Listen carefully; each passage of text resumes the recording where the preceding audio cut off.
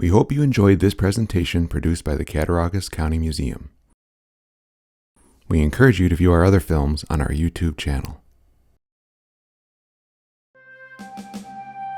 Hi, I'm Steve McCord, Cattaraugus County Director of Veteran Services, and this is Our Veterans, Their Stories, preserving our heroes' stories, one story at a time.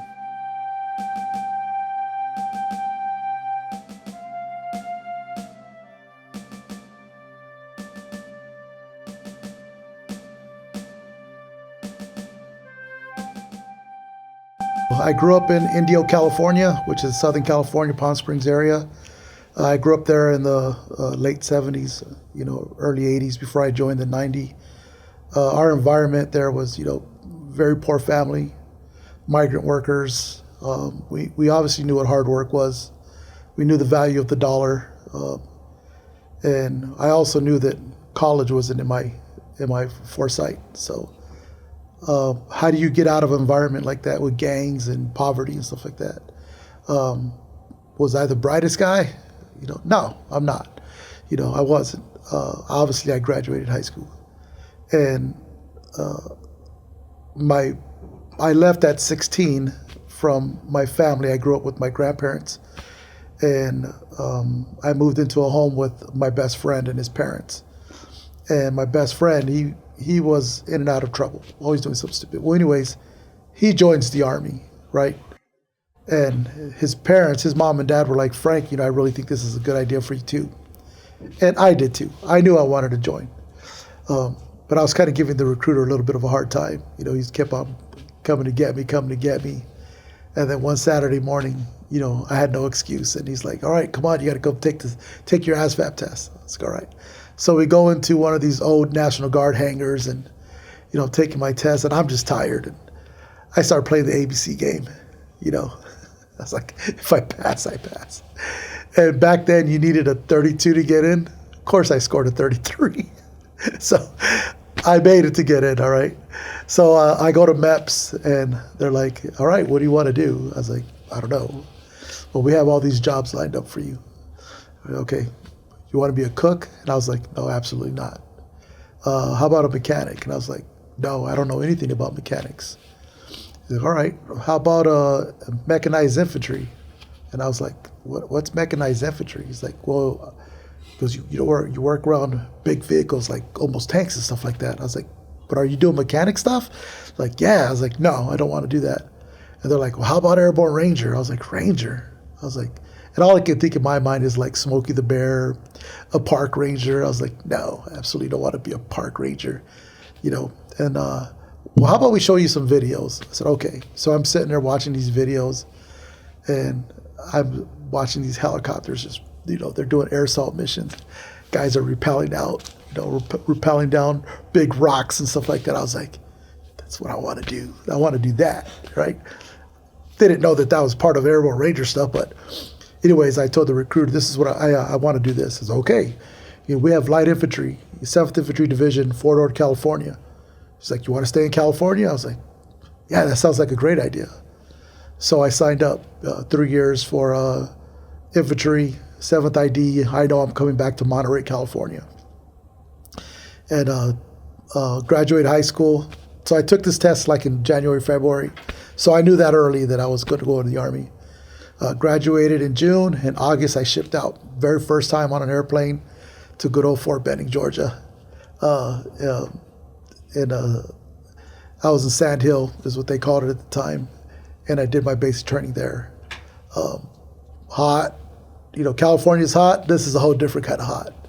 Humidity, you take a shower, you come back downstairs in formation, you're still sweating. So I completed basic training at Fort Benning, Georgia, home of the infantry. And I'm being assigned to 3rd Battalion, 9th Infantry Regiment. We're called the Manchus, out of Monterey, California. And so that's our first assignment.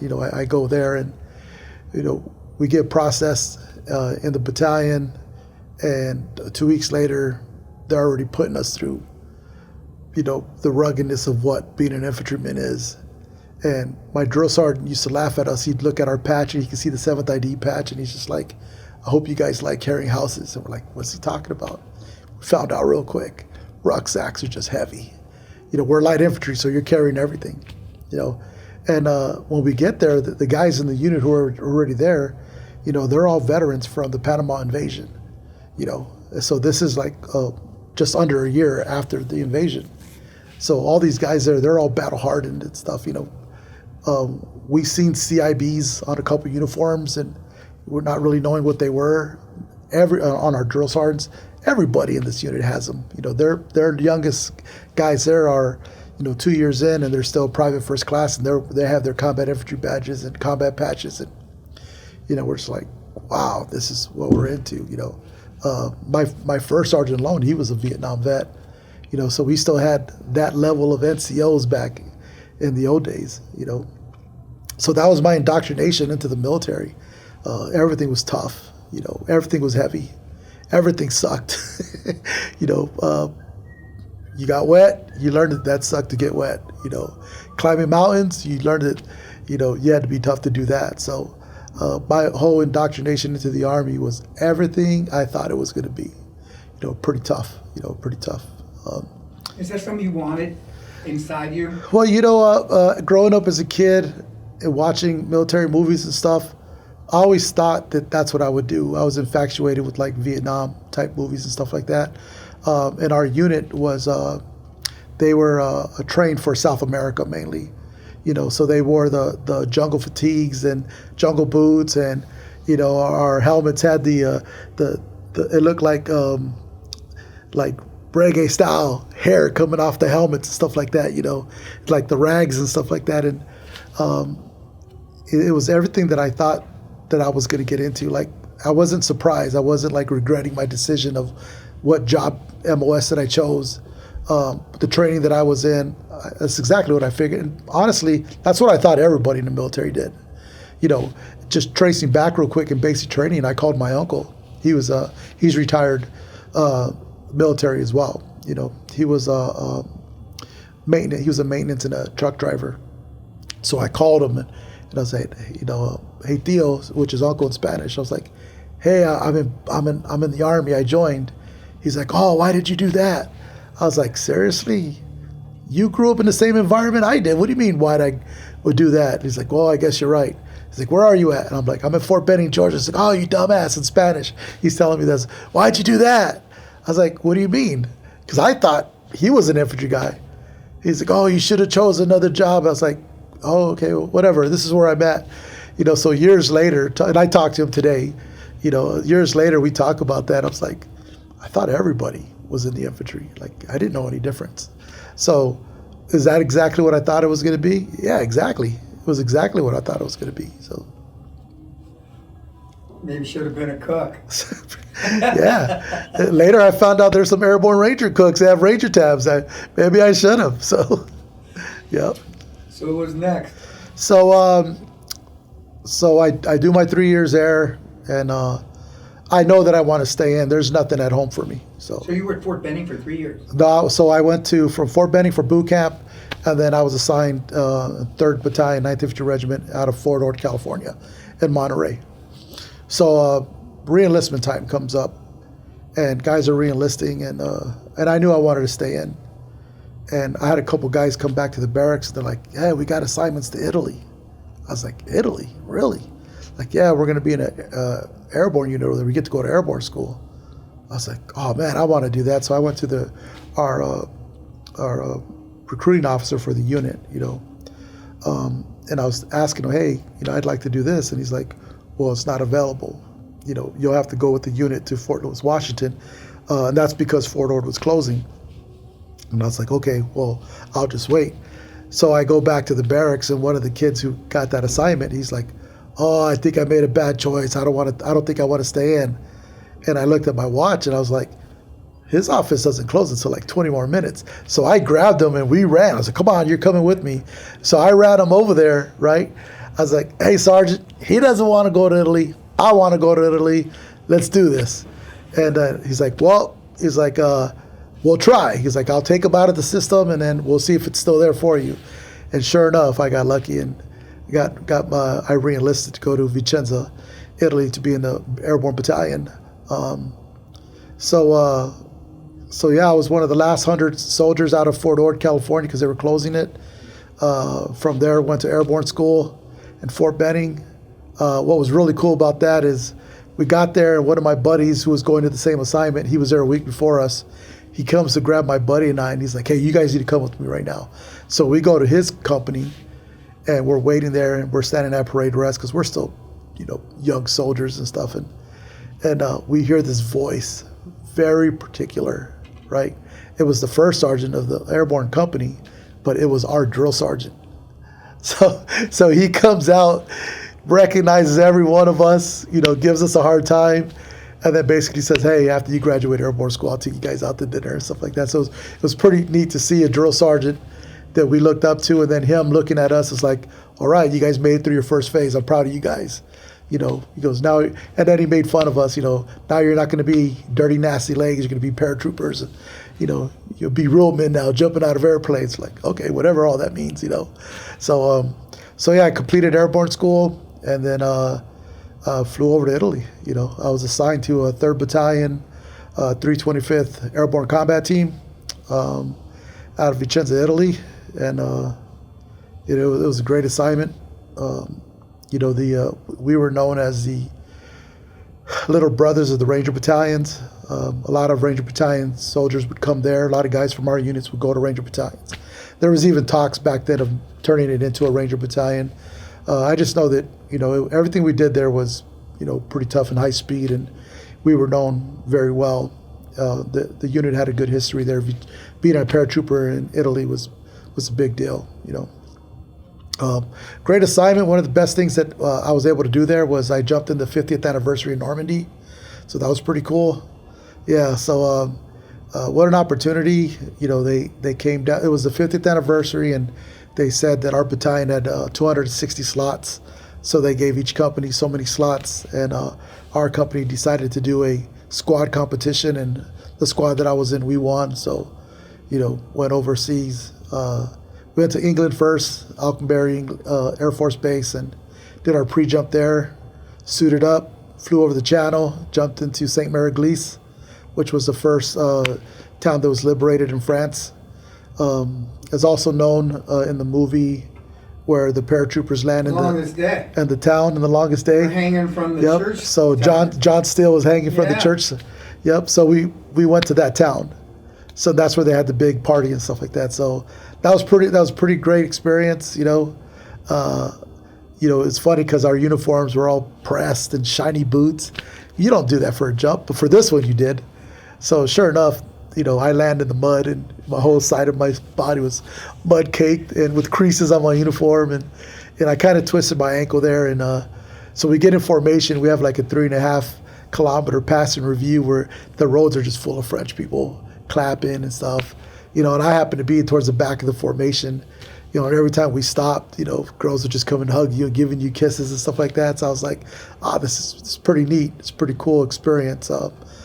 So yeah, I was in Italy for 3 years, and I decided that I was still going to stay in, and re-enlisted and was assigned to Fort Drum, New York. So I was in 214, Golden Dragons. Before I left Italy, though, I did a tour with them in Bosnia, and I also had went to Africa with them. But soon after that, when I went to Fort Drum, we did a tour in Bosnia ourselves. Bosnia was the Clinton years, right? Yeah. It was during the elections and stuff like that. It seemed like that was mostly from where I was. It seemed like mostly planes. That's what we did. Oh, what do you mean? We did. Any combat we saw was through fighter jets. There wasn't really much combat there. I mean, we went there to help have a show of presence to stop the ethnic cleansing and stuff like that. But we also had to guard the main supply routes from Croatia into Serbia. So, we were on the Sava River, guarding the bridge there. Like I said, no combat. We did a lot of patrols. We had to do patrols on the road because of all the mines and stuff like that. There was one incident where there was some salvatory fire, and we had to deal with that, but it obviously doesn't compare to what we did in Afghanistan or anything like that. But yeah, that's what we did when I was in Fort Drum for my first time there. So that tour of duty at Fort Drum went by pretty quick. I re-enlisted again and decided that I wanted to be a drill sergeant. And continuing my career there. So I went to drill sergeant school. So right back to Fort Benning, Georgia. So my whole career was every 3 years I was in Fort Benning, Georgia for some kind of, infantry school or airborne school or, drill sergeant school, whatever it was. That's where I had to go back to. So, but I went to drill sergeant school. It's a neat experience. Obviously they treat you like you're a trainee, even though you're a staff sergeant or a sergeant first class. They treat you just so you remember what it felt like to be a trainee, so that way you don't abuse people when you have the power of the hat. So I was assigned to Fort Jackson, South Carolina, as a drill instructor. No, there's no infantry kids there, but every platoon in basic training companies has a slot for an infantryman, and they use us there for all of the training and stuff like that, all the main training, all the battle training that we give them while they're there. So I did 2 years what they call on the line of just your traditional basic training stuff, and then on my third year I signed up again to work with a company of kids who were the kids who got in trouble while they were in boot camp, and so they had to start over, and they would come to us for like retraining. And so I got to work with some of those troops too for my last year as a drill sergeant. But while I was there, obviously 9/11 happened. And when 9/11 happened, I already signed my papers to extend for my year. And that was probably the longest year of my life because, I knew guys were deploying. And as an infantryman, that's what we train for. Our job is to do exactly what we were doing in Afghanistan in this combat. And, for us as an infantryman, combat's our World Series. You train your whole career of what you're doing, and you only get to put it to work if something happens. And this was our chance. And it was my chance to, go out there and lead soldiers, and, everything that I had learned, trained for, taught, talked about. Now I'm going to put it all together and lead men into combat. So right after my third year as a drill sergeant, I requested to go back to Fort Drum. And the reason why I requested that is my wife's from Syracuse. So I wanted to bring my family close to home while I deployed, so that way, we get some good support and stuff like that. So I PCS back to Fort Drum. This is in 2003. And 2 weeks later, I'm on a plane and I'm catching up to my unit that's out there in Fort Drum. I'm in Afghanistan already. The unit, 2 days after me being there, they're like, "Hey, Sergeant Morales, we're going to push you to the unit on this date." And I was like, "All right." So I didn't tell my wife until 2 days before I left, even though I knew 2 weeks ahead of time. For me, it was more of not hearing the sob story of, "No, we don't want you to go," more and better of just like the shock of, "Hey, you're going." And everybody just has to deal with it, and you're going. So I prep my wife as best I can, and we actually signed for our housing keys the day that I left. So went in, signed for our keys. So the night before, I told her, "Hey, I got word I'm shipping out tomorrow." What? You can only imagine that conversation. Next morning, I get a phone call. "Hey, come pick up your housing keys." Picked up the keys, gave them to my wife. Basically said our goodbyes, and then I was pushed off to Afghanistan.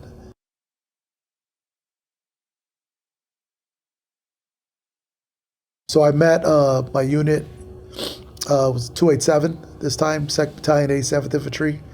I met them in Afghanistan, and they were stationed out of Bagram and doing missions out of Bagram. So got there. So the guys you were going to lead, you just met? They were already there. Yep. So you guys had no training, no interaction, nothing. So the unit didn't know me. I'm a E7 now, just coming in from drill sergeant duty, and all they know is my jacket. We have a E7 come from drill sergeant duty coming in, and where he's going to be one of our platoon sergeants. So when I got in, my temporary job, I was the S3 Air, so my job was helping with getting supplies to the different base, small outposts that were out there, pushing troops out there, pushing troops home. So I was in charge of that at the beginning. I was there maybe, the third day that I was there, and I knew what my job was going to be. I wanted to experience what that was like myself so I can better plan for it. So I jumped on what they called a ring route. And so I didn't even have my own weapon at the time. I had to borrow some lieutenant's weapon to take with me. So, I jump on a ring route, and, we're going from different outposts to outposts. And we had to land at one specific outpost and refuel there. And so we land there and got off the helicopters and whatnot, and the landing zone's full of people where we're waiting. And I bumped into somebody, and it happened to be our S3 officer, Major Rasmussen. He's like, "Oh, sorry," I was like, "Oh, no problem, sir." And he's like, "Who's this?" And I'm like, "Sergeant First Class Morales." They're like, "Sergeant First Class, wait a minute, you're incoming NCO, right?" I was like, "Yes, sir." And this is pitch black, and then all I hear is, "Hey," he's calling to our battalion commander and our sergeant major. They're on the flight line as well, but it's dark. You can't see anybody. So they come, and I'm shaking hands with these men, that I have no idea what they look like in the pitch black. And, "What are you doing out here?" I was like, "Well, you assigned me to S3 Air NCO, so I thought that the best way I can do my job is come out here." So obviously that was their first impression of me, is taking it upon myself to get on a flight and, start my job. So said our goodbyes, I jump on the bird, and about 10 minutes later, we hear that we're going down.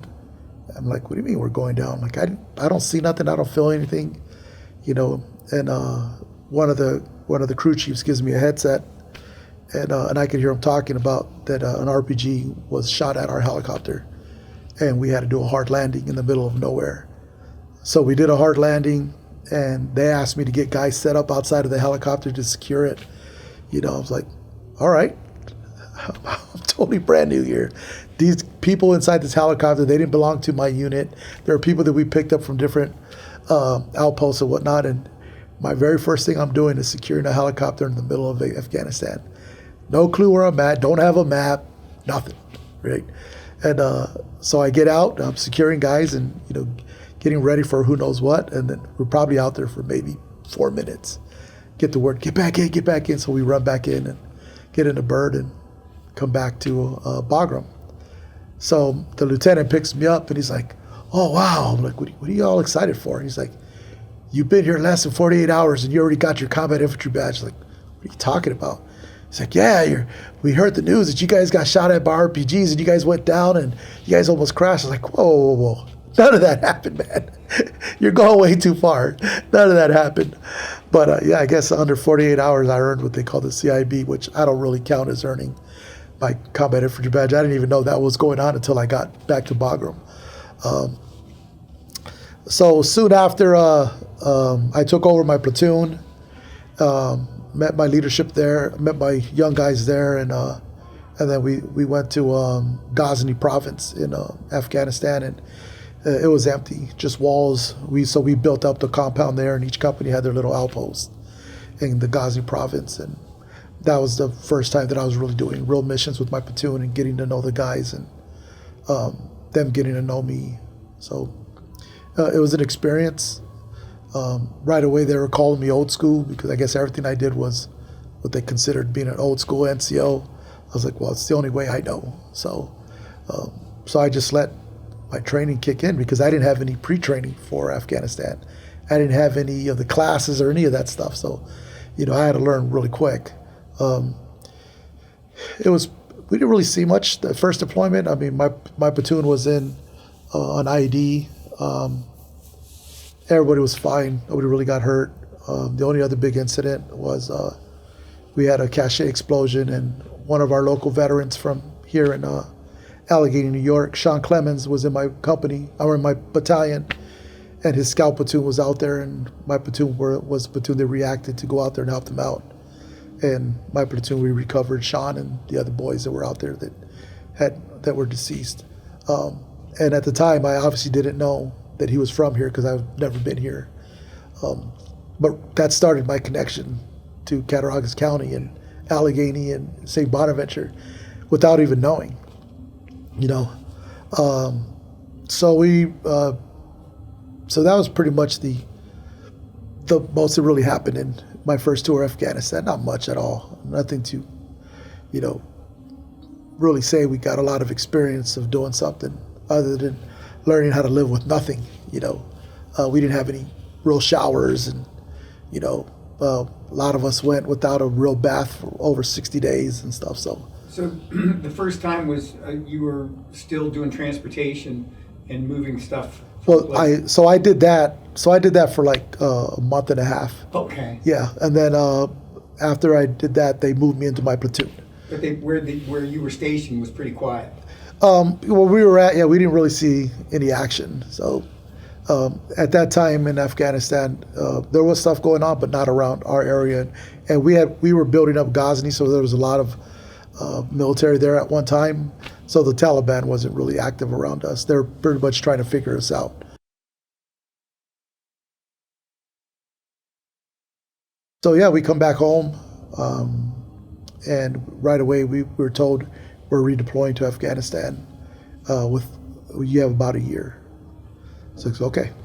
So at that point, I told myself, all right, you have a little bit of experience under your belt. Let's build your team. You know, now you know what you want to do. And what I wanted to do was keep a lot of my privates that I had to stay with me. And a lot of them were upset with prior chain of command and stuff like that. I'm like, hey, listen, I wasn't here when they were here. I was like, and they're leaving. So the chances of you being with them when you leave, it's pretty big. But if you stay, you're going to be with me. And I already know you have your experience, you know, so I want to make sure that you're squared away now so I can make you my team leader so you can come back with me to Afghanistan, you know, with the experience that you have. So I had 6 kids who stayed with me. Every one of them became my team leaders. You know, a few of them went to ranger school, sniper school, and stuff like that. But we were getting an influx of privates at that time. And at this time, I was the acting first sergeant for the company, and I was charged with sending the guys to the different platoons. So I got with the other platoon sergeants. I was like, hey, you know what we need to do? We need to do a draft, man. I was like, let's put these boys through the ringer and see who's tough and make them earn their spots in our company. Because they weren't necessarily assigned to us yet. They were just a group of kids that an NCO was in charge of and that we would see every day, and we'd pull in so many every day. So we'd get them all together, and I'd make up some kind of little training for them, and physical training and stuff that was hard, physically hard, and see if they had the intestinal fortitude to show us that they got everything they wanted, or they could show us and whatnot. And so we would choose like 4 or 5 of them at a time. And the rest of them, we just kind of berate, get out of here, you guys suck. All right, you guys here, you're going to be we're going to let you come into the company. All right, Sergeant, pick your guy. I want him. So they got in platoons, right? So when the day was over, those kids would go back to the other ones. Yeah, I'm in this platoon. You guys suck. Like, we made them feel proud to be like, I earned my way in. So then the next day, we'd have them back out doing the same kind of stuff. So now these kids are trying even harder to get in. They're like, I want to get into a platoon. I want to get into a platoon. So it was pretty neat how we did that. So I always call it like the NFL, like a draft, like when you sent them to a combine or whatnot. So it was pretty neat. And my young team leaders that I had, they loved it. They loved that idea. You know, my young team leaders were out there pushing them, let's go. And you don't want to be with us. You want to stay with the holdovers. And it was great. So we were able to fill our company with the best of those kids. And all the leftovers, they went somewhere else. I don't know where they went. But right off the bat, the mentality with these kids was, you have to be good. You have to be strong. You know, you can't be weak. You got to show every day you want to be here. Because if not, we'll boot you right out.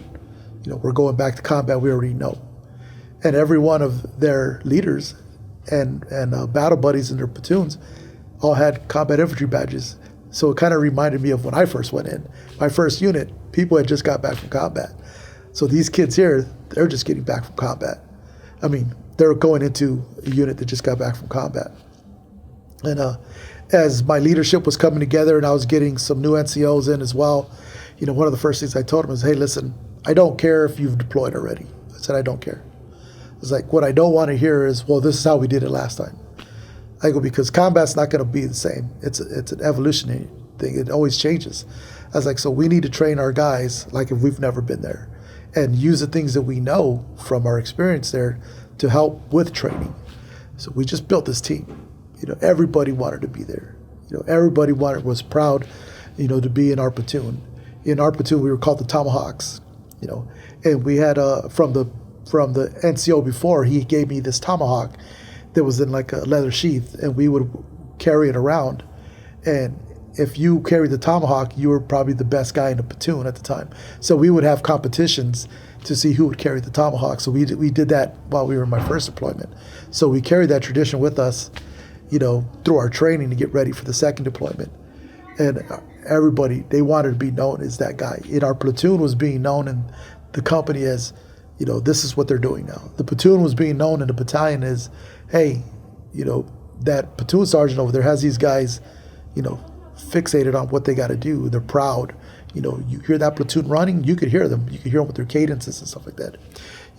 Every competition that we have, rifleman competition, machine gun competition, top medic, top forward observer was coming out of my platoon. And I think, and it's not because I gave them that specific training, I think it was the mindset of we have to be the best. The cross training that I made them do, just the brotherhood that I was creating right away, and we were able to deploy with a team that was built of those men just like that. But even before we left, there's still another part of taking care of soldiers, and that's taking care of families. So I need trigger pullers while I'm there. I don't need somebody that's not there because they're more of a danger to me than the enemy is. So you got to make sure that when they leave for deployment, mentally, they're ready. When I mean mentally, it's not about fear. It's about worrying about their families back at home. Are their families going to be taken care of? There are a lot of young soldiers. You got 19-year-olds who are married, have kids already. So I can't have the spouses worried about them and writing letters, or when they call, not supporting them and making it tough for them. So one of the things I did is we had a party for the platoon, and we had it at a VFW and had all the spouses there. It was during Christmas before we left.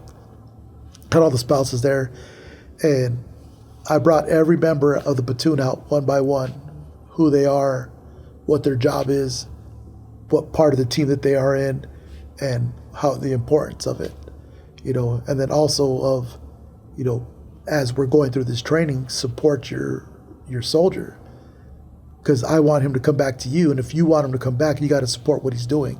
I was like, if I give him off, I'll give him off, but when we're training, you got to understand what we're training for. So I even had our wives bought into what I was doing as a platoon sergeant, and what my lieutenant and I were trying to do was building the bigger team. It wasn't just the soldiers, but it was the spouses as well. So deploying, everybody was good to go. The spouses had their own. Obviously, we have family readiness groups to take care of your spouses, but my platoon itself was a family readiness group in itself. So they had a good network to help each other out. And if a message needed to get to their soldiers, they would just call my wife, and my wife can get the message to me. But we had the support of the families that made it easier for the soldiers to do exactly what I want. It is to be a trigger puller when I need them to be.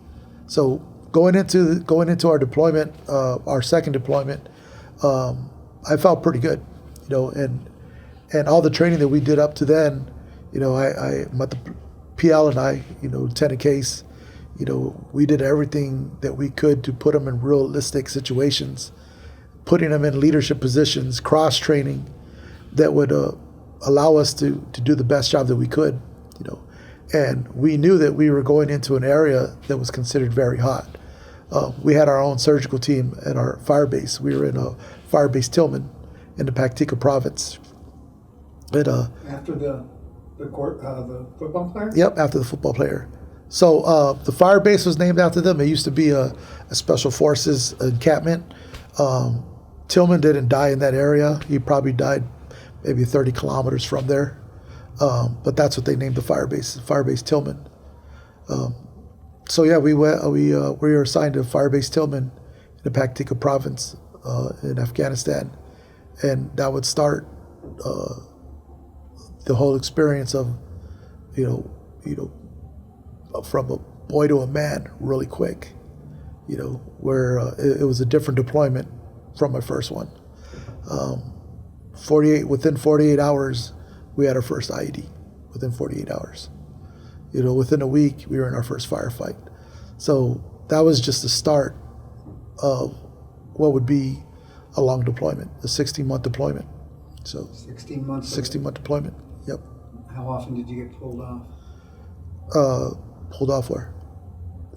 Pulled out of the fire base camp? Oh, we did missions all the time. You just stayed there the whole time? Yeah. So we stayed there the whole time. So we did so we had a cycle. We would either guard the OPs, right, or we do mission cycle, or we did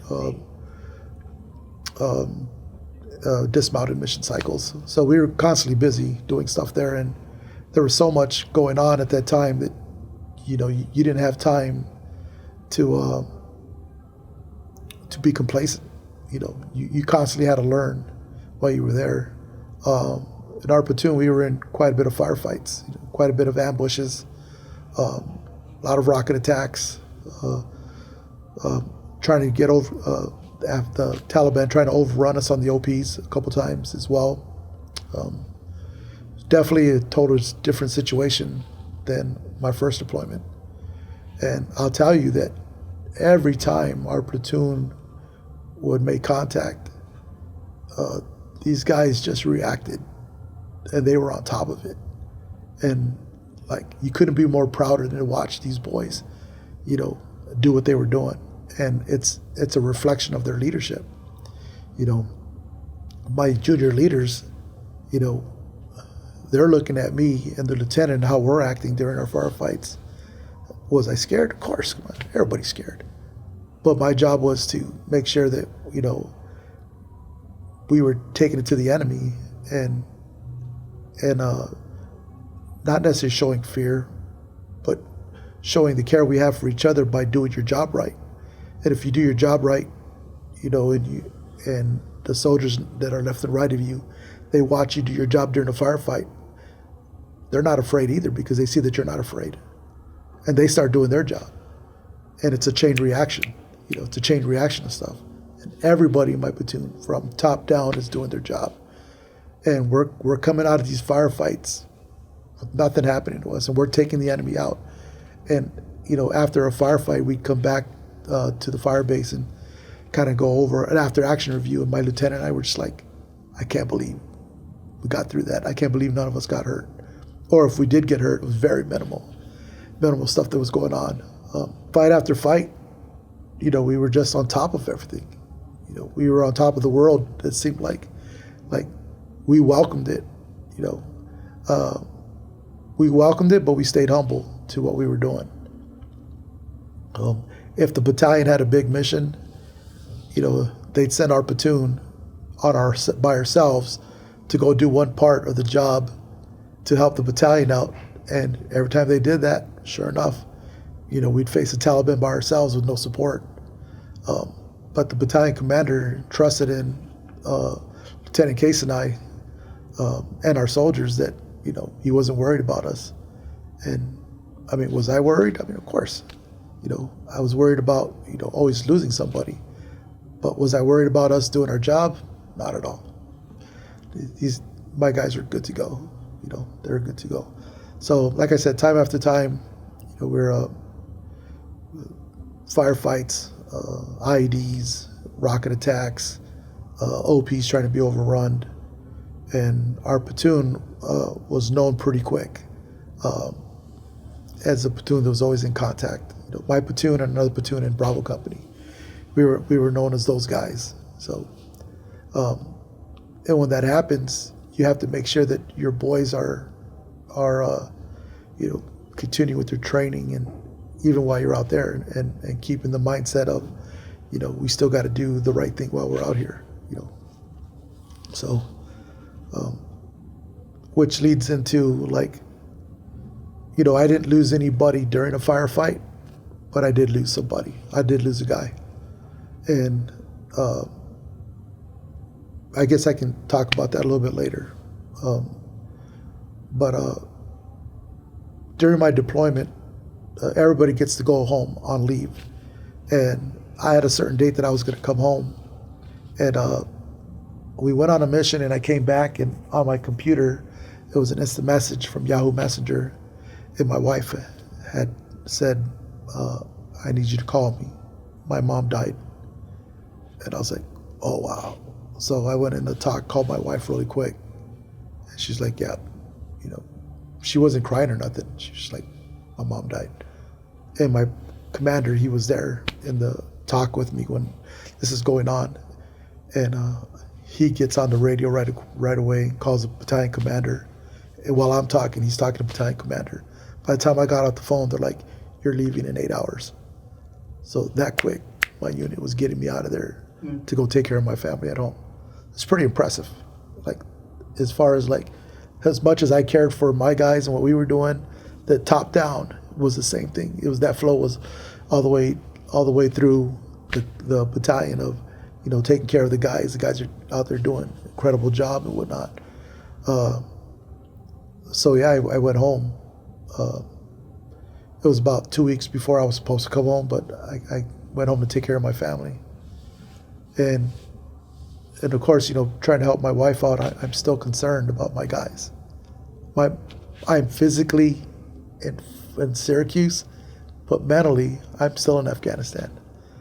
And as much as my guys' information that my PL can give me, he's giving me. Or he'll call me from the talk in the middle of the night. Like I say, hey man, what's going on? And as much as he can tell me, keeping our OPSEC, he's telling me. It's probably my fourth day home, third or fourth day home. Sergeant Morales, I need you to go to the company, call us from the company, so I can be on a secure line. And I was like, oh man, what's going on?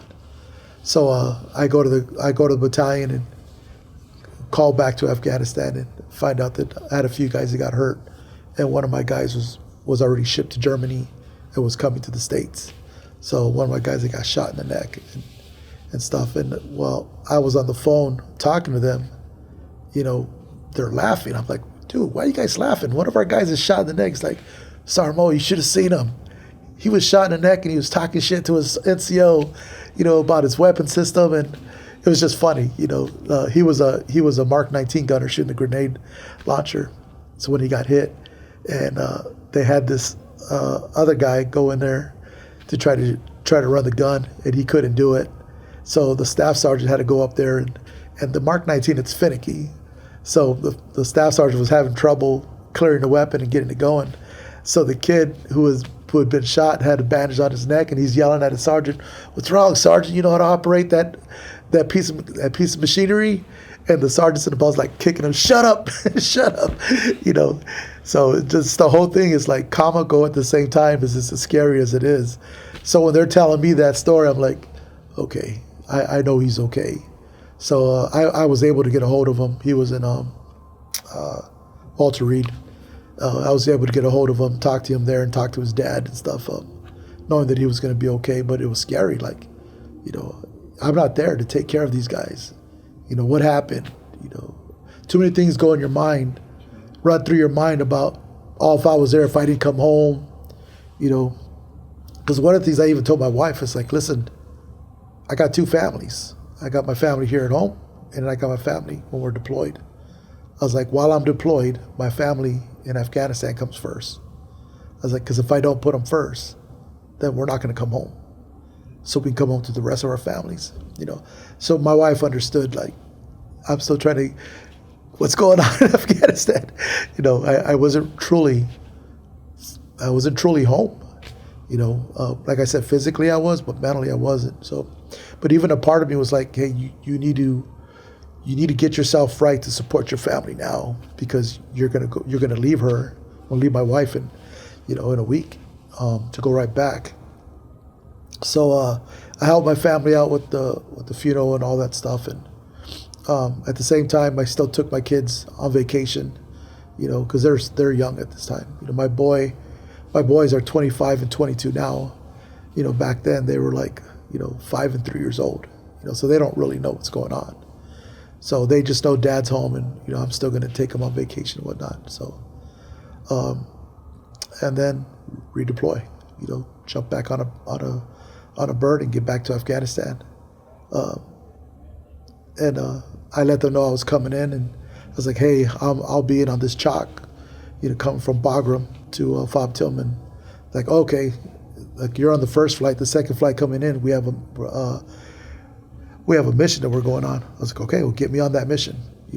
Put me on the roster. I'm going to come with you guys.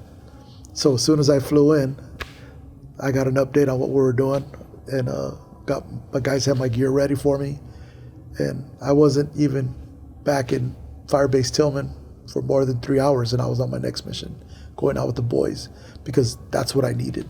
That's what I was missing. That was the fix that I wanted, was to be back out with the guys doing stuff. So you jump right back in it, like nothing. It's almost like I never went home.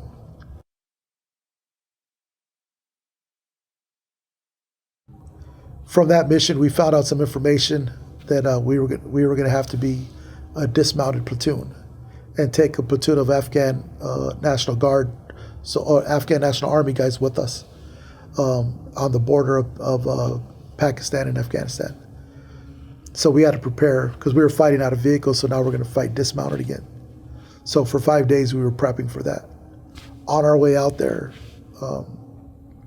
we stopped at this one area because we wanted to do a recon by fire. Basically what that is we shoot in a specific area to see if we can startle some action or something. And the area that we were going through, another platoon of ours got hit there before. So we didn't want to go through there blind. So sure enough, we stopped, we did our recon by fire, nothing comes out of there. We started driving through, sure enough, we got ambushed by like 60 guys. So the first vehicle was hit by 2 RPGs right away. And the vehicles in the back, RPGs were just coming everywhere. So first vehicle gets hit, and I told my guys, hey, we need to get those guys out of there. Pull up on the right hand side so we can pull the casualties out. So we're going to do that, and vehicle gets stuck. Our vehicle gets stuck, and we have to fight from where we're at. So, we're starting to fight. And then I jump out of my vehicle, and we're pulling casualties behind one of our other Humvees, setting up a casualty collection point. And I look up, and I see, gunner down. Gunner down, gunner down, gunner down. Now, during this mission, I was the platoon leader, even though I'm the platoon sergeant, because my lieutenant went home on leave. And so I'm supposed to be doing the platoon leader job, but I'm naturally doing my platoon sergeant job at the same time. Our company commander and our first sergeant was with us on this mission as well. And so I'm seeing gunner down, gunner down, gunner down. I was like, man, I got to get guys into those vehicles, shooting back. So I go to our first vehicle, and I grab the saw that's in that vehicle, and I start suppressing the enemy so we can get a guy up there. And sure enough, we get a guy up there. And then me and another soldier were running to the second vehicle. And I'm doing the same thing, suppressing the enemy from there. Get another guy in that vehicle. So we get all the way down the line. We're fighting back. I was like, all right, we're doing this. We're getting superiority of fire. We're kicking butt. What seemed to me to be a routine mission, what seemed to me to be like, yeah, guys are getting hurt, but we're doing what we're supposed to be doing. I didn't see what else was going on. So my guys are telling me, as I was walking back, I just had these stares that were looking at me. It's like, what are you guys looking at? And these guys are just shaking their head. I'm like, what's going on with you? And they're like, Sergeant Mo, you didn't see what was going on? I was like, what are you talking about? And I guess what I was told was RPGs were being shot right at me, like bouncing off the ground by where I was running to, that I was being keyed on specifically. I had no idea. All I was focused was on how do we win this battle? The most dangerous part to me was trying to get in the back of one of the Humvees to get some mortar rounds out. And I was trying to lift the gate. That vehicle got hit by an RPG in the front and a bunch of rounds towards the back, and it pretty much, they didn't hit me obviously, but they made me fall back off the vehicle because they were right on top of us. That was the closest danger that I thought was going on, but it wasn't, I guess. More things were going on more than I could imagine. I'm not really making this story seem so exciting, but basically, we were ambushed by 60 men, and we took 6 casualties, and I did what I had to do, and part of that was exposing myself to the enemy, and the enemy was tracking me. I guess they can tell the leadership that was out there. So I was exposing myself time after time to make sure that we can come back and win this fight. And sure enough, we were able to. And once we got fire superiority, then we dismounted. We went into the mountains and chased them out. And a lot of blood drag marks, and we didn't find any bodies because they drag all their stuff everywhere. A lot of equipment left behind. A lot of drag marks with blood all over it, and so when this fight is done, we go back to our company headquarters, and my company commander's like talking to me about the whole fight, and just, and a couple other my NCOs are like, listen, you didn't see what we saw. I was like, well, what did you see? Sarmo, there had to be an angel or something. We can't believe you're still here. So then I was like, yeah, whatever. So then I go sit in my room. I'm like, my mother-in-law.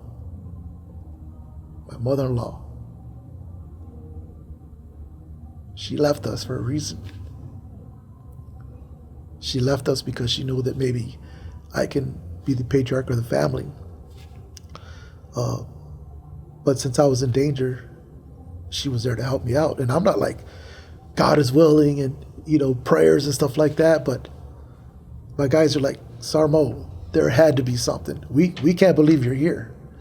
So I was like, I honestly give my credit to my mother-in-law. I was like, it was only like 7-8 days after I came back from my family that this went on. It was an experience. So I was written up for an award, and I wrote up a couple of my guys for some awards, and my award was upgraded, and I was awarded the Silver Star for my actions that day, and I wrote up a couple guys for Bronze Stars, and I think we had my Silver Star, 3 Bronze Stars for Valor, and 8 Archons for Valor for those actions that day of our fight. So, and then 6 casualties, and so we're pretty lucky. Needless to say. But through SIGINT and stuff, we heard that the enemy had over 60 casualties. So that we had taken out a lot of their guys during that firefight. So once again, it's like, we're in these firefights and we're making it out, and just remarkable, and platoons flying high, and you just hope that you can just continue this trend of keeping your guys focused and stuff.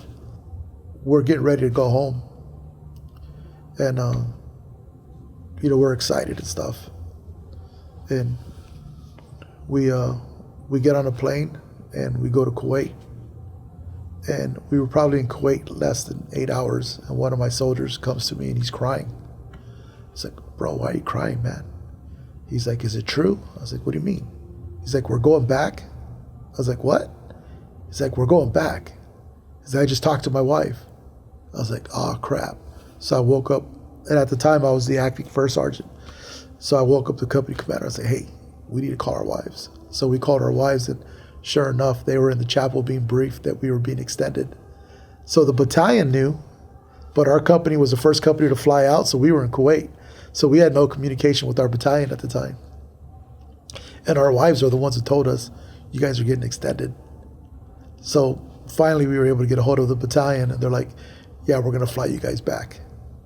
I was like, oh shit, we just went through this whole year of all these fights, these firefights, very few casualties, nothing super serious, and now we're going to go back. So I called the company in, and I started briefing them. And I told them, all right, gentlemen, listen, you got 24 hours to bitch, cry, complain. I go, but after that, I don't want to hear it, because now we have a mission to do. We need to go back. And it's more important now that we do what we need to do when we go back, so that way we could all come home,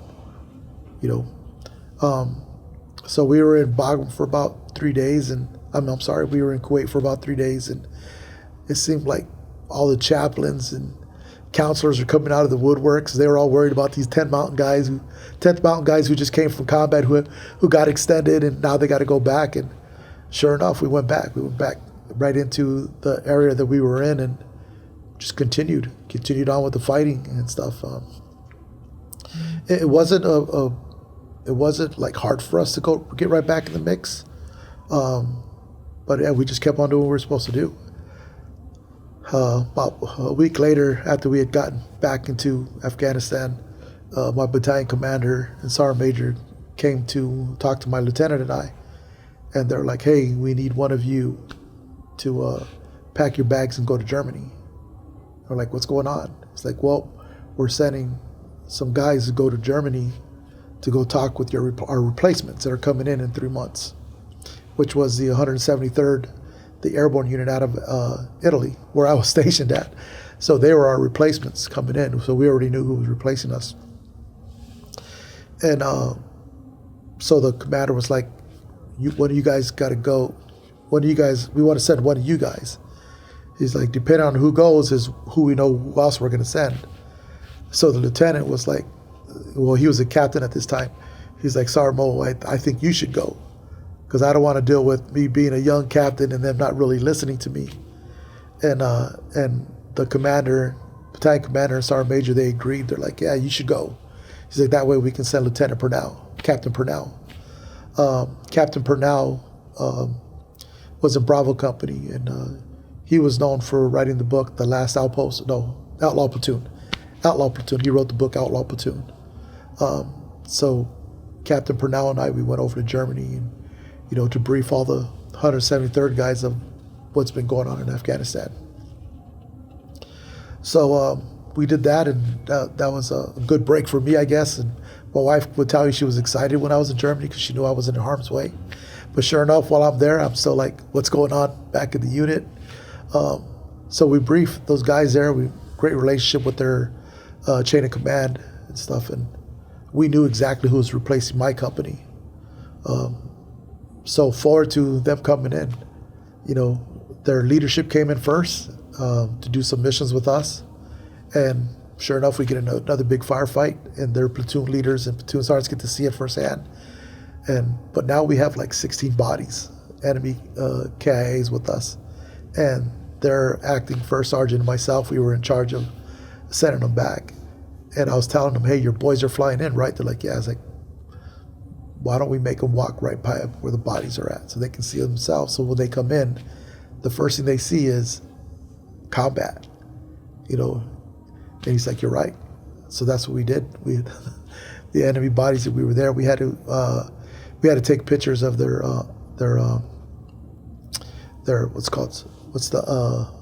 what's the eye lens called? The Cyrus? What's it called? We had to take pictures of their eyes and stuff like that so they can their pupils and stuff. We had to take pictures of that. It's part of their like military intelligence stuff where they can identify people, whatever, like to see if they were POWs before, So we had to take photos of all the stuff and send them up higher. And we had these kids helping us out, opening the body bags and stuff like that. So these kids are puking left and right, and I'm kind of laughing, right? So we're probably at the 6th body, and the bag opens up, right? And a gust of wind just comes right through there and catches my nose, and I'm gagging. I'm laughing and gagging at the same time. It's like, oh my God, this is so embarrassing. But what a sight for these young guys to see. We already have 16 months there. We're already immune to this stuff. We're immune to everything we've seen, the combat, the deaths, everything. These guys aren't.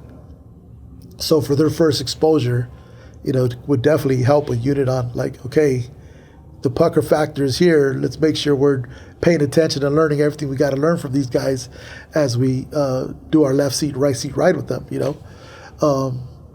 So the unit comes in and we're doing our left seat, right with them. And, the whole company's moving out. Let me backtrack from that real quick. So before they came in, it's probably about, so they came in May, so in April. In April, before they came in, we had our last big mission with the battalion. And that last big mission that we had, we ended up having a firefight with the enemy, and we took them out. It wasn't hard.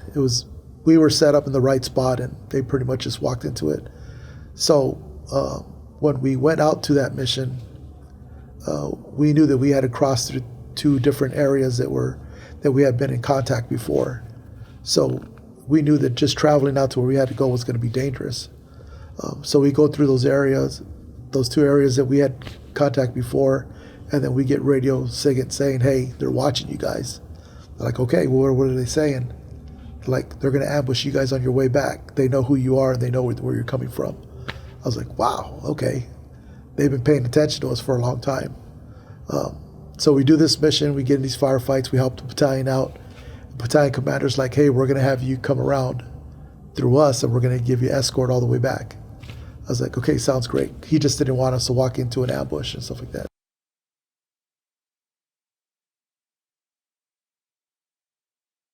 And all of a sudden, we hear 3-round bursts, right? We're like, what the hell was that? And like, we're literally only been back for less than an hour.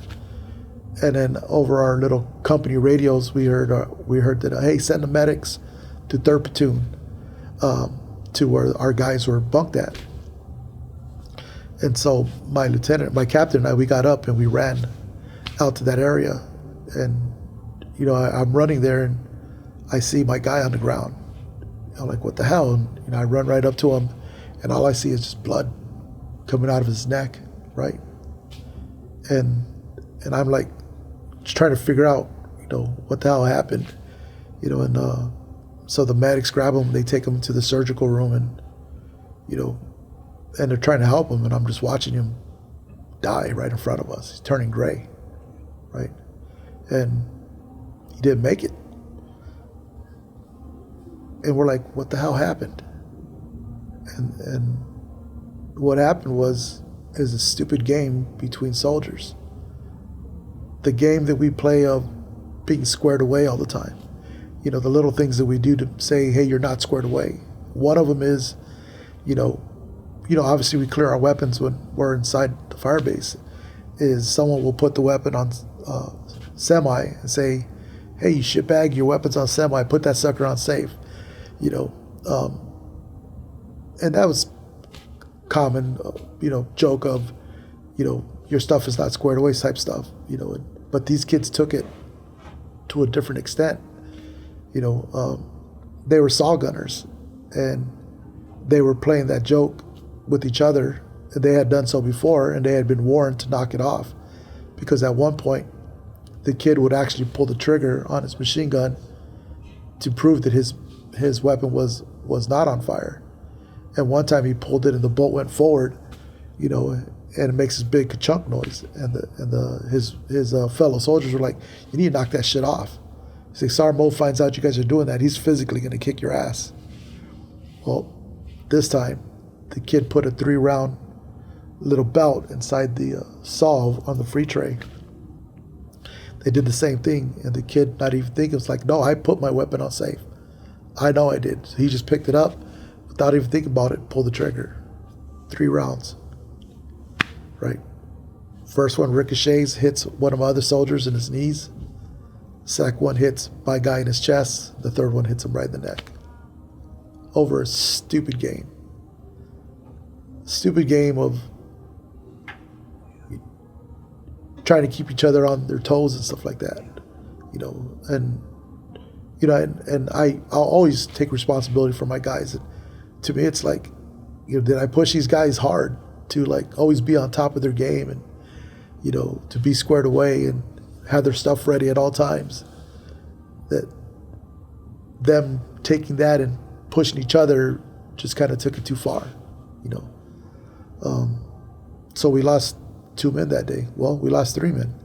The one who pulled the trigger, he would never be the same ever again. So this happens 3 weeks before we're supposed to come home. 3 weeks. 3 weeks. This kid was supposed to be home already. We had been turned around from Kuwait to come back. He should have been home already. So going from feeling like you're the top of your game with your boys and everything, all the training you do, everything I planned for with the spouses and everybody to come home, just all goes away with one little stupid incident, and that incident haunts us, because what could I have done different, So Sergeant Green, he passed away. So, and we said our goodbyes 3 weeks before we went home. So, yeah. So coming home the second time, or the first time when we left Afghanistan, everybody's hooting and hollering. This last time we went on the plane, not a squeak, nobody. No one's proud. Everybody's feeling like crap, obviously, because of what happened. Yeah, it was just like heroes to zeros is what it felt like. Am I proud of my boys? Of course I am. But now here's where the real test starts, is recovery. How do you recover from something like that? We're not in combat anymore. We're in garrison now. Guys are getting different duty assignments. They're going here, they're going there. Guys are getting out.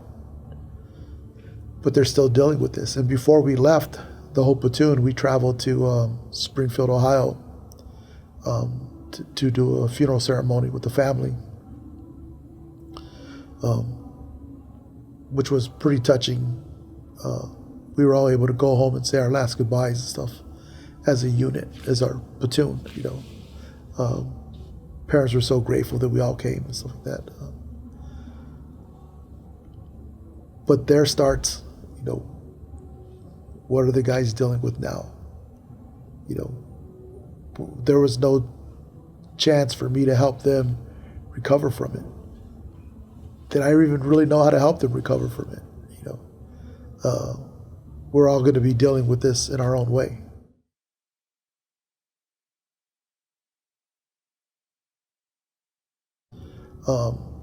So I left 10th Mountain after we all got back, and I was assigned here at Saint Bonaventure University to teach ROTC. It's a great assignment. I'm teaching young officers, young cadets who are going to be officers, how to be leaders. So, and it was a good interference. It was a good way to keep me busy, not to think about what happened. It was a good way for me to tell my guys, or the young lieutenants to be, things to watch out for, things to look out for. I'm not telling anybody about, I got a Silver Star. Why? I'm not proud of it. I'm embarrassed. I have a guy that died over something stupid. And so, I'm not going to hoot and holler about my accomplishments over there, because my full accomplishment would have been all of us coming home alive, and that didn't happen. I mean, we can say, well, was it your fault or blah, blah, blah. It's still my responsibility. It's still my responsibility. So, I retire. I decided that this would be my last 3 years, and I wasn't sure what I wanted to do. But I knew that I wanted to work with vets, because those whole 3 years of me being here, I would just have soldiers call me, guys that I deployed with, whether they were in my platoon or not, helping them deal with what they were dealing with. So it kind of like put me into a direction of, okay, I think I know what I want to do. I think I want to go back to school, be a mental health counselor. If I get this training, then I'll be able to help veterans out even more. So I did. I did my master's in mental health counseling here. And while I was doing that, we didn't have a veterans program here on campus at all. So me and this Navy kid, we started talking about, there's nothing here for us. Vets now that we're out of combat, we're dealing with all the after stress of combat. Being in large crowds, being around these young kids who have no idea what we've been through. We don't have our own study space. So we created our Student Veterans of America Club here on campus. Brian Boyer and I did. And we were able to get ourselves a small veterans lounge and put the school on the map as being a veteran-friendly school, which is pretty cool. And so it grew. The program grew, and he graduated, I graduated. Then 5 years later, they actually had a ribbon cutting ceremony here at Saint Bonaventure for the veteran service program here on campus. So I came back for the ribbon cutting program. It's like, oh, this is great. And luckily for me, 6 months later, I was given the call to like, hey, we want somebody to come and take over this program, and we think you're the perfect person for it. And to me, I was like, yeah, it's like a full circle. So I came back to St. Bonaventure and became the director of the veterans program here on campus. And I was like, here's a real opportunity for me to work with vets, vets who are now dealing with the aftermath of combat and trying to go back to school. So now my job is like, how do I make these guys successful? How do I help them out? We have the facilities for it. We have a veterans lounge, we have an academic center. Now how do I help them deal with everything else? And this job here gave me this opportunity to work with these vets. But it didn't just start and stop there. I was helping guys out in the community as well. And for me, it was great because it was medicinal for me to deal with my own issues and whatnot. And so the program just grew, and I knew that this was going to be a great experience for me to help out our vets in the area, our Cattaraugus vets, our vets in Allegheny County who are coming back to school, to provide a program where they can come here and network with other vets, and also be able to talk to somebody who has the same experience as them, combat experience, so they can, if they're feeling a certain way, they can come and chit chat, because coming back to school is not easy. They're non-traditional students now. Your non-traditional student is your student who comes back who's, older, married, has kids, has bills. It's tough. Now throw combat stress on top of that. That's at a whole nother level. But me just having this environment here for them is not enough. I needed them to buy into St. Bonaventure and our program and what we can do here. So it's kind of going back to my platoon sergeant mindset. How did I get my guys to perform at a certain level? So I was thinking, how do I do that? How do I buy into St. Bonaventure and really want to be here, be proud of being here? And then I started remembering the stories that I was hearing about St. Francis, on how he was when he was a young man, he came from a great family and stuff, well-to-do, very well liked in his community. But the one thing he wasn't was a knight, and he wanted to be a knight. And he told his dad, I want to be a knight. So his dad said, okay, we'll get you suited up and trained up to be a knight, because Assisi was going to war with Perugia. So he's knighted up, and they go down to Perugia, and they get ambushed, and they basically get their asses kicked and slaughtered. And the Peruvian army at the time, they only saved like 100 of them as prisoners of war to barter, because these ones that they saved were like the officers and guys that had really shiny uniforms. And St. Francis had a shiny uniform, so he was saved, and he was a POW for a year. So you can only imagine what he was dealing with back in that time frame in the dungeons,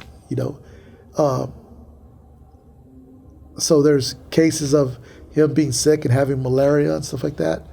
But you also think about, when St. Francis came out of that scenario and the issues that he was having with his family of giving his family's riches away, his mentality and how he felt about animals and church and God, and we know that he's a patron saint of the animal, was talking to the animals. Today, if I talk to animals, what would people think about that, right? Yeah, they'd probably put me in a nut house, right? But this is who this person was, and he had people following him. And I was like, that's it. That's the connection. St. Francis was a warrior. And everything that he dealt with his life that everybody knows of St. Francis besides the war is related for trauma. There has to be a connection there. There has to be a PTS connection between his war experience and what he's doing now. So that was my connection with my guys. It's like, hey, what do you guys know about St. Francis? So we looked up stuff together, and I already knew that we had a Veterans Wellness Pilgrimage to Assisi, Italy. I already knew that we had that. I just hadn't been on one yet. So I was like, I think my new mission is let's raise money. Let's raise money to send my veterans who attend Saint Bonaventure after their first year of school to this pilgrimage. Because after their first year of school, they're succeeding in it, but it was stressful for them. So they don't know if they want to come back and deal with it or not.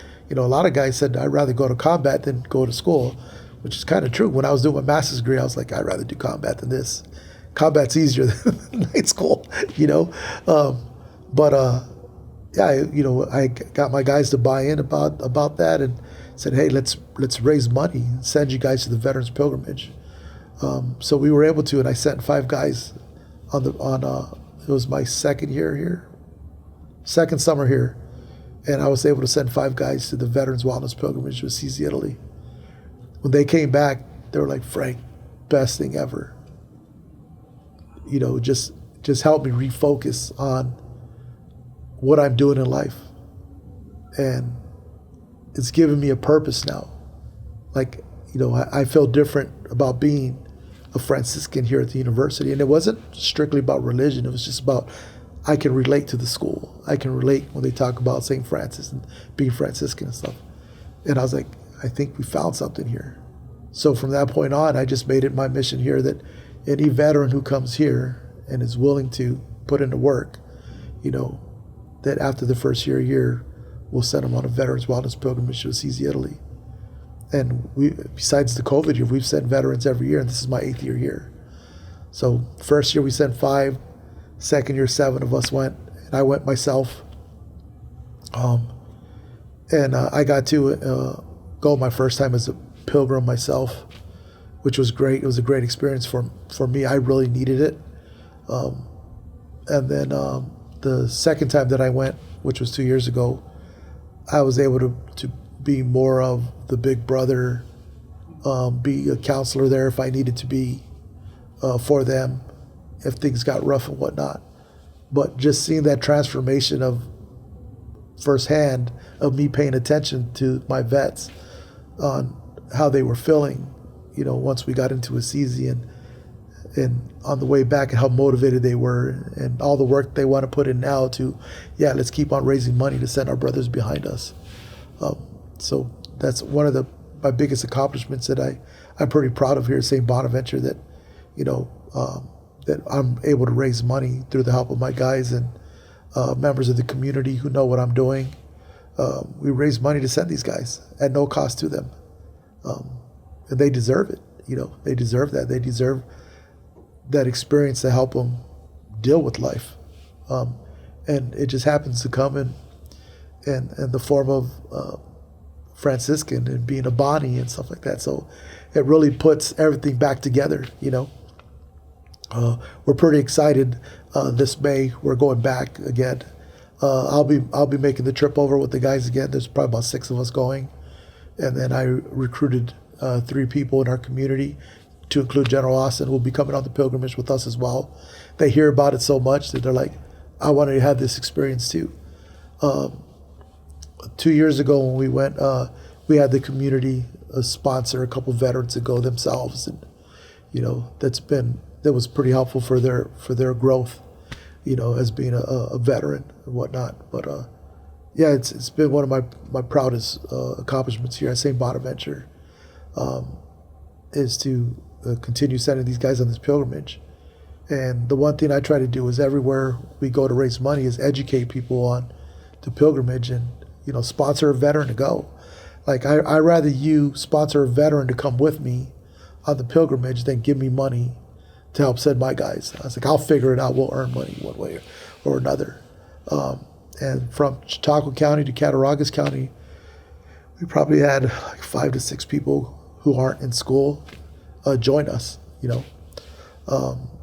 and it's just been something that's great for our community and our local vets in our area, is to continue to grow from that. And it's been very helpful for me, with my journey in life as a veteran and where I'm at today. My experience in the military was great, and I won't change a thing. And it's helped me become the person I am today, of how I live my life, my values and my morals, politics aside. No matter if I like who you like or not, when it comes down to being a veteran, it's one thing. It's about being a veteran. It's about looking after you. It's about looking after each other. And if what I can do help you be a better citizen, better father, better brother, then I want to do what I can. And I hope I can do that as long as I'm living here in this area. Is just to continue to help our veterans and each other.